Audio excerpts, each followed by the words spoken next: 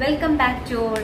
അപ്പൊ നമ്മളിപ്പോൾ ചിന്തിച്ചുകൊണ്ടിരിക്കുന്ന വിഷയം ഉള്ളിലെ ശുദ്ധീകരണം, cleansing the inside of the cup എന്നുള്ളൊരു വിഷയത്തോടെ ബന്ധത്തിലാണ്.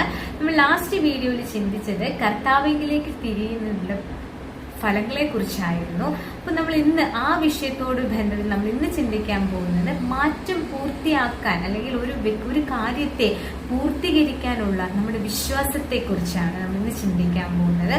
നമ്മൾ ഈ ഒരു വിശ്വാസം അല്ലെങ്കിൽ ഈ ഒരു വാക്ക് നമ്മൾ നോക്കുമ്പോൾ ശരിക്കും എന്താണെന്ന് വെച്ചാൽ ഒരു ശുദ്ധമായ ഭാഷയിൽ നമ്മൾ വിവരിക്കുകയാണെങ്കിൽ അത് ഒരു ചിത്രമാണത്. ആ ചിത്രത്തെ യഥാർത്ഥമാക്കുന്നത് വരെ നമ്മുടെ മനസ്സിൽ സൂക്ഷിക്കുകയും അതിനെ ഉറച്ചു നിന്നുകൊണ്ട് ഉറപ്പോടെ പ്രവർത്തിക്കുകയും ചെയ്യുക എന്നുള്ളതാണ് നമ്മൾ ആദ്യം മനസ്സിലാക്കേണ്ടത്.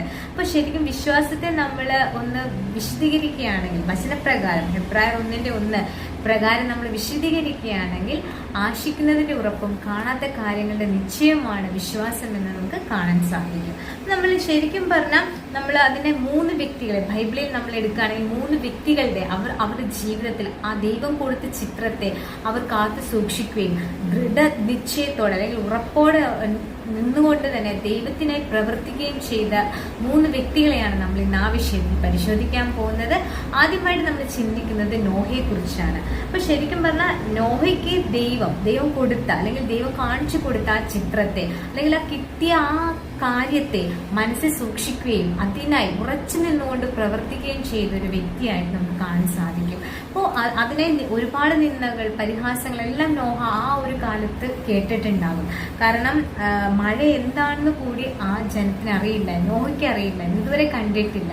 പക്ഷെ നോഹ തന്റെ കുടുംബത്തോടൊപ്പം തന്നെ ദൈവം തന്ന ആ ഭയഭക്തിയോടുകൂടെ തന്നെ ദൈവം പറഞ്ഞ കാര്യത്തെ ഒരു സംശയമില്ലാതെ അത് വിശ്വസിക്കുകയും ഉറപ്പോടെ ദൈവം പറഞ്ഞ അളവും എല്ലാം കൃത്യമായി അതിന്റെ മരവും എല്ലാം അളവ് തെറ്റാതെ ദൈവം പറഞ്ഞ പ്രകാരം തന്നെ അത് നിർമ്മിക്കുകയും ആ പൂർത്തീകരിച്ച ചിത്രം കാണുകയും അതോടൊപ്പം തന്നെ കുടുംബത്തോടൊപ്പം തന്നെ രക്ഷ നേടുകയും ചെയ്ത് നമുക്ക് കാണാൻ സാധിക്കും. അപ്പൊ ശരിക്കും പറഞ്ഞാൽ ഹെബ്രായർ 11:7 അപ്പോൾ അതുപോലെ ഉൽപ്പത്തി 6:15 മുതൽ 16 വരെയുള്ള വാക്യങ്ങളൊക്കെ നമ്മൾ വായിക്കുമ്പോൾ നമുക്ക് ആ ഒരു കാര്യത്തെ മനസ്സിലാക്കാൻ സാധിക്കുകയാണ്. അപ്പോൾ ആരംഭത്തിൽ എന്ന് പറഞ്ഞാൽ പെട്ടകം എന്ന് പറഞ്ഞ ഒരു ഭൗതിക വസ്തുവായിട്ടാണ് നമുക്ക് കാണുന്നത്. അത് ഒരു ഭൗതിക കാര്യത്തിന് ഒരിക്കലും സ്ഥിരമായൊരു നിലനിൽപ്പില്ല. അതൊരു താൽക്കാലികമായ കാര്യത്തെ മാത്രമാണ് കാണിച്ചു തരുന്നത്. ഒരു ഭൗതികമെല്ലാം ഒരു താൽക്കാലികമാണ്. അത് കുറച്ച് കഴിയുമ്പോൾ പിന്നെ അത് കാണുക പോലുമില്ല.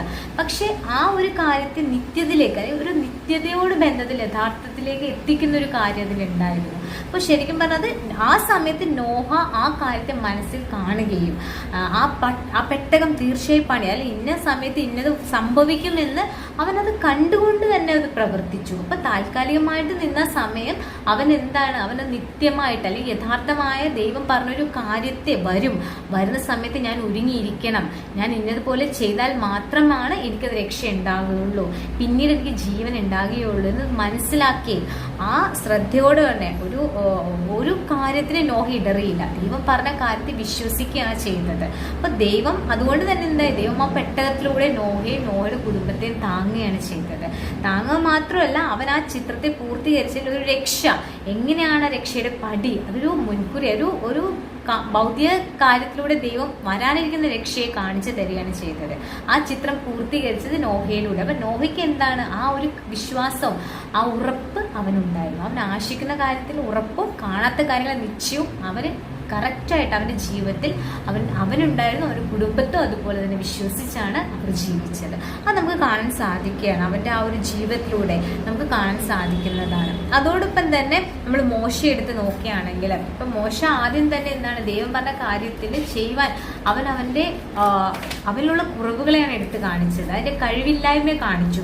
പക്ഷെ എന്താണ് പിന്നീട് അത് ദൈവത്തിൽ ആശ്രയിക്കുകയും അവന്റെ സഹോദരനായിട്ട് ആ ധൈര്യത്തോടെ ദൈവത്തിൽ ആശ്രയിച്ചുകൊണ്ട് മുന്നോട്ട് പോകാൻ അവൻ ഒരുങ്ങുകയും ചെയ്തു. അപ്പൊ ശരിക്കും പറഞ്ഞാൽ ദൈവം താൻ മുഖാന്തരം അവർക്ക് രക്ഷ നൽകുമെന്നുള്ള കാര്യത്തിൽ എന്താണ് മോശ അത് ഗ്രഹിക്കുകയും അതോടൊപ്പം തന്നെ എന്താണ് ആ കാര്യത്തെ മുന്നോട്ട് പോവാൻ പിന്നീട് അവൻ എന്താണ് അവിശ്വസിച്ചില്ല. അവൻ മുന്നോട്ട് തന്നെയാണ് അത് പോകുന്നത്. അപ്പൊ ഹെബ്രായർ 11:24 മുതൽ 28 വരെയുള്ള വാക്യങ്ങളെല്ലാം നമ്മൾ വായിക്കുമ്പോൾ ഇസ്രായേലുള്ള ആ വീണ്ടെടുപ്പ് അത് ആദ്യം എന്താണ് മോശയുടെ മനസ്സിൽ മാത്രം ഉണ്ടായ ഒരു കാര്യമായിരുന്നു. പിന്നീടാണ് അത് എന്താണ്, അവരത് ആ ദൃഢനിശ്ചയത്തോടെ അവനത് വിജയിക്കുകയാണ് കാണാൻ സാധിക്കുന്നത്. അപ്പൊ ശരിക്കും പറഞ്ഞാൽ മോശ പിന്നീട് എടുത്ത ആ നിശ്ചയത്തെ അല്ലെങ്കിൽ ആ ഉറപ്പ്, അതിൽ പിന്നെ എന്താണ്, അവൻ ഇടറിയില്ല. പിന്നീട് അവൻ ദൈവത്തെ ആശ്രയിച്ചു കൊണ്ട് തന്നെ എന്താണ്, ആ കാര്യത്തിൽ ദൈവത്തിന്റെ പിന്തുണയോടുകൂടെ തന്നെ, ദൈവത്തിന്റെ ആശ്രയത്തോടുകൂടെ തന്നെ എന്താണ്, ശരിക്കും ആ വാഗ്ദത്ത ദേശത്ത് അവർ എത്തിക്കുക തന്നെ ചെയ്തു. അപ്പോൾ അങ്ങനെ മോശയുടെ കാര്യത്തിൽ എന്താണ്, ആ ചിത്രം അല്ലെങ്കിൽ അവന്റെ വിശ്വാസം എന്തായിരുന്നു, അത് ആശിക്കുന്നതിന്റെ ഉറപ്പും കാണാത്ത കാര്യങ്ങൾ നിശ്ചയമായിട്ട് മാറി. അപ്പൊ ശരിക്കും പറഞ്ഞാൽ നമ്മൾ അവിടെ മനസ്സിലാക്കേണ്ടത്, ഇന്ന് നമ്മളും അപ്രകാരം തന്നെ ആയിരിക്കണം എന്നാണ് നമ്മളത് മനസ്സിലാക്കേണ്ടത്. പിന്നെ അതുകൊണ്ട് നമ്മൾ അബ്രഹാമിനെ എടുക്കുകയാണെങ്കിൽ, അബ്രഹാം എന്ന് പറയുന്നത് ബഹുജാതിയിൽ വിശ്വാസികളുടെ പിതാവാണ്. അവൻ എങ്ങനെയാണ് ഒരു വിശ്വാസികളുടെ, ഇന്ന് നമ്മളുടെയും, അതായത് നമ്മളിന്ന് ദൈവത്തിൽ വിശ്വസിക്കുന്ന നമ്മളുടെയും പിതാവാണ് അവൻ എങ്ങനെയാണ് ആ ഒരു കാര്യത്തിലേക്ക് അല്ലെങ്കിൽ ആ ഒരു വിശ്വാസത്തിന്റെ പിതാവെന്ന് വിളിക്കാൻ തക്കവണ്ണം യോഗ്യനായത് എങ്ങനെയാണ്, അവന്റെ വിശ്വാസമാണ്. അപ്പൊ ശരിക്കും പറഞ്ഞാൽ അബ്രഹാം ദൈവത്തെ വിശ്വസിച്ചു, അത് നീതിയായി കണക്കിട്ടു അവന്റെ ജീവിതത്തിൽ. അപ്പൊ ശരിക്കും പറഞ്ഞാൽ നമുക്കൊരു കാര്യം മനസ്സിലാക്കാം, ദൈവത്തെ പ്രസാദിപ്പിക്കണമെങ്കിൽ നമുക്ക് വിശ്വാസം ഉണ്ടായേ പറ്റും. വിശ്വാസം കൂടാതെ ഒരിക്കലും ദൈവത്തെ പ്രസാദിപ്പിക്കാൻ സാധിക്കുകയില്ല. അതാണ് നമ്മൾ മനസ്സിലാക്കേണ്ടത്. അപ്പൊ ശരിക്കും പറഞ്ഞാൽ അവന് ഒരു കുഞ്ഞു പോലും ഇല്ലാത്ത സമയത്ത് കൊടുത്ത ഒരു വാഗ്ദത്തമായിരുന്നു, പക്ഷെ അതവൻ വിശ്വസിച്ചു.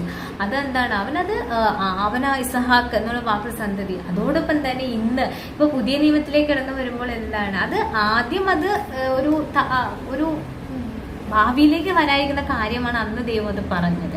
പക്ഷെ അത് അന്നല്ല, ദൈവത്തിന്റെ സഭയിലേക്ക് ഇന്ന് ജാതികൾ പ്രവേശിച്ചു കഴിഞ്ഞപ്പോഴാണ് അത് നിറവേറിയത്. ബഹുജാതികൾക്ക് അവനൊരു പിതാവായി മാറി. ഇന്ന് വിശ്വസിക്കുന്ന നമ്മുടെ പിതാവാണ് അവൻ. അപ്പൊ ശരിക്കും നോക്കുക, ഇപ്പൊ നമ്മള് ഈ ഓരോ ചിത്രം, ഇപ്പൊ നോഹയ്ക്ക് കൊടുത്ത ചിത്രം, ഈ മോശയ്ക്ക് കൊടുത്ത ചിത്രം, അല്ലെങ്കിൽ അബ്രഹാമിന് കൊടുത്ത ചിത്രം, അന്ന് അത് അവ വിശ്വസിച്ചു, അവരത് പ്രവർത്തിക്കുകയും ചെയ്തു. അപ്പൊ പ്രവൃത്തി ഉണ്ടായിരുന്നു, വിശ്വാസം മാത്രം.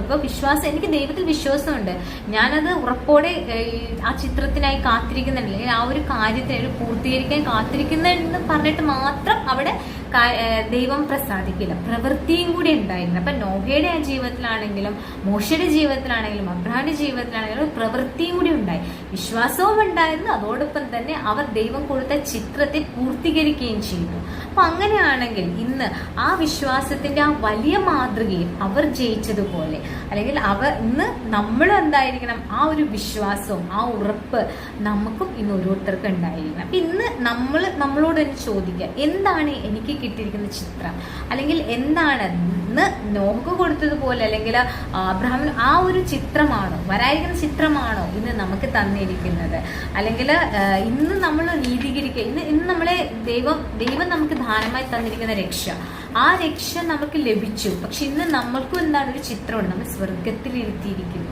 അല്ലെങ്കിൽ കൈകളാൽ തീർക്കാത്ത നിത്യഭവനം നമുക്കുണ്ട്. അപ്പൊ ആ ചിത്രം ഇന്ന് നമ്മൾ മനസ്സിൽ കാണുന്നുണ്ടോ, അതിനെ നമ്മൾ ഇന്ന് പ്രവർത്തിക്കുന്നുണ്ടോ? ആ ഒരു ചോദ്യം നമ്മളോട് തന്നെ സ്വയം ചോദിച്ച് നമ്മൾ നമ്മുടെ ജീവിതത്തിൽ പ്രവർത്തിക്കുന്നവരായിരിക്കണം. അവന്റെ സഭയ്ക്ക് വേണ്ടി ഉറപ്പോടെ ദൃഢനിശ്ചയത്തോടെ ആ ചിത്രം മനസ്സിൽ സൂക്ഷിച്ചതുകൊണ്ട് വേല ചെയ്യണം. നമ്മൾ ഓരോരുത്തരും ഫലം കായ്ക്കണം. ദൈവത്തിന്റെ രാജ്യത്തിനായി, സഭയ്ക്കായി നമ്മൾ ഓരോരുത്തരും ഇത് പ്രവർത്തിക്കാൻ ബാധ്യസ്ഥരാണ്. അന്ന് അവർ പ്രവർത്തിച്ചതുപോലെ ഇന്ന് നമ്മളും സഭയ്ക്കായി പ്രവർത്തിക്കാൻ നമ്മൾ ഓരോരുത്തരും ആ ഒരു കാര്യത്തെ മുൻസ്ഥാനം കൊടുത്തുകൊണ്ട് തന്നെ ജീവിതത്തിന്റെ ഭാഗമായി ചെയ്തു വരേണ്ട ഒരു കാര്യമാണ്. അങ്ങനെ നമ്മൾ പരിശീലിക്കണം. അപ്പോൾ ദൈവം നമുക്ക് നോക്കാം, ഇപ്പൊ ഈ 3 വ്യക്തികൾ നമ്മൾ എടുത്ത് നോക്കുമ്പോൾ ഓരോരുത്തർക്കും വ്യത്യസ്ത ചിത്രമാണ്, അല്ലെ, വ്യത്യസ്തമായ കാര്യങ്ങളാണ് ഭരമേൽപ്പിച്ചിരുന്നത്. അപ്പൊ അന്ന് പറഞ്ഞതുപോലെ ഇന്ന് നമ്മൾ രക്ഷയിലേക്ക് വരുന്ന ഓരോ വ്യക്തികളെ പുതിയ നിയമത്തിൽ, അല്ലെങ്കിൽ നമ്മൾ ഇന്ന് സഭയിലായിരിക്കുമ്പോൾ നമ്മൾ ഓരോരുത്തർക്കും പല കഴിവുകളാണുള്ളത്, പല പല പല കാര്യങ്ങളാണ് ചെയ്തു തീർക്കാൻ നമുക്കുള്ളത്. അപ്പൊ നമ്മൾ നമ്മുടെ കഴിവിനെ ഇന്ന് ദൈവം പൂർണ്ണമായിട്ട് സ്വാതന്ത്ര്യം തന്നിട്ടുണ്ട്. ഒരു കൃപയുടെ കാലമാണ്. അപ്പൊ നമ്മൾ എന്താണ് കൂടുതൽ നമ്മുടെ കഴിവുകൾ ദൈവത്തിന്, നമുക്ക് എന്ത് കാര്യമുണ്ടെങ്കിലും ദൈവത്തിന്റെ രാജ്യത്തിനായി, ദൈവത്തിന്റെ മഹത്വത്തിനായിട്ട് നമ്മളത് പ്രവർത്തിക്കാൻ നമുക്ക് പ്രവർത്തിച്ചില്ല എങ്കിലാണ് നമുക്ക് അത് നമ്മൾ തണുത്തുറഞ്ഞ പോലെ ആയി പോകുന്നത്. അപ്പൊ ദൈവം അത് ഇഷ്ടപ്പെടുന്നില്ല. ദൈവം എപ്പോഴും നമ്മൾ തീക്ഷ്ണതയോടെ പ്രവർത്തിക്കുന്നവരായിരിക്കാനാണ് ദൈവം നമ്മിൽ ആഗ്രഹിക്കുന്നത്. അപ്പോൾ ഇന്ന് നമ്മൾ നോക്കുമ്പോൾ ഇപ്പോൾ നമ്മൾ പുതിയ നിയമത്തിൽ തേജസ്കരിക്കപ്പെട്ടിരിക്കുന്ന ക്രിസ്തുവിന്റെ ചിത്രമാണ് നമ്മൾ കാണേണ്ടത്. അവന്റെ ആ രൂപത്തോടെ അനുരൂപരാകാൻ നമ്മൾ എങ്ങനെ പ്രവർത്തിക്കണം, എങ്ങനെ ജീവിക്കണം, അപ്പം നമ്മളത് കാണുകയും ചെയ്യണം. അപ്പം ശരിക്കും പറഞ്ഞാൽ വിശ്വാസം എന്നത് എന്താണ്? കേൾവിയാലും, കേൾവി ക്രിസ്തുവിന്റെ വചനത്താലുമാണ് വരുന്നത്. ഇപ്പൊ റോമർ 10:17 നമ്മൾ വായിച്ചു നോക്കുമ്പോൾ നമുക്ക് കാണാൻ സാധിക്കുന്നതാണ്. അപ്പൊ ശരിക്കും പറഞ്ഞാൽ ആ പുത്രന്റെ ചിത്രം അല്ലെങ്കിൽ അത് ആ സ്വർഗത്തിലേക്ക് എത്തിക്കുന്ന ആ നമ്മുടെ സ്വഭാവം ക്രിസ്തുവിനെ പോലെ ആവണം. ക്രിസ്തു എങ്ങനെയാണ് ഭൂമിയിൽ ജീവിച്ചത്, എങ്ങനെയാണ് പിതാവിനെ പ്രസാദിപ്പിച്ചത്, അതുപോലെ തന്നെ നമ്മുടെ ജീവിതവും എങ്ങനെ ആയിരിക്കണം എന്ന് സ്വർഗത്തെ ലക്ഷ്യമാക്കിയുള്ളതായിരിക്കണം. അപ്പൊ ശരിക്കും പറഞ്ഞാൽ നമ്മൾ ഇന്ന് അവന്റെ രാജ്യത്തിനായി വിശ്വസ്തന്മാരായിരിക്കണം രാജ്യത്തില്. അപ്പൊ നമ്മൾ എന്തായാലും ആ ചിത്രത്തിൽ നമ്മുടെ മനസ്സിൽ കണ്ടുകൊണ്ട് നമ്മൾ എന്ത് ചെയ്യണം, ഈ ലോകത്തിലുള്ളവരെയും കൂടി ആ ചിത്രത്തെ കാണാൻ തക്കവണ്ണം അവരുടെ ആത്മീയ കണ്ണുകളെ തുറന്നു കൊടുക്കാൻ. എങ്കിൽ മാത്രമാണ് അവർക്ക് വ്യക്തമായിട്ട് ആ ചിത്രത്തെ മനസ്സിൽ കാണുവാനും ആ ലക്ഷ്യത്തിലേക്ക് അവർക്കും എത്താൻ സാധിക്കും. അപ്പൊ നമ്മളിവിടെ ആക്കി വെച്ചിരിക്കുന്നു, ഇനി നമ്മൾ പൂർത്തീകരിക്കേണ്ടത്. അന്ന് അവർക്ക് കൊടുത്ത ചിത്രം അവർ പൂർത്തീകരിച്ചതുപോലെ ഇന്ന് നമുക്ക് തന്നിരിക്കുന്ന ഒരു ചിത്രം എന്ന് പറയുന്നത് ആത്മീയ കണ്ണുകൾ അല്ലെങ്കിൽ ആത്മീയമായിട്ടുള്ള കാര്യങ്ങളെ നമ്മൾ കാണാനും അതനുസരിച്ച് പ്രവർത്തിക്കാനും. അപ്പൊ നമുക്കിന്നത് ലഭിച്ചതുപോലെ തന്നെ നമ്മൾ എന്തായിരിക്കണം, നമ്മളിൽ ആത്മീയമായി മരിച്ചിരിക്കുന്ന അല്ലെങ്കിൽ അവരുടെ കണ്ണുകളെ കുരുടായിരിക്കുന്ന അവരുടെ കണ്ണുകളെ നമ്മളിന്ന് തുറന്നു കൊടുക്കാൻ തക്കവണ്ണം ദൈവരാജ്യത്തിന് വേണ്ടി പ്രവർത്തിക്കുന്നവരായിരിക്കണം. ആ ഒരു വിഷയത്തെ അല്ലെങ്കിൽ ആ ഒരു ചിത്രത്തെ മനസ്സിൽ സൂക്ഷിച്ചുകൊണ്ടായിരിക്കണം നമ്മുടെ ജീവിതത്തെ ക്രമീകരിക്കാൻ.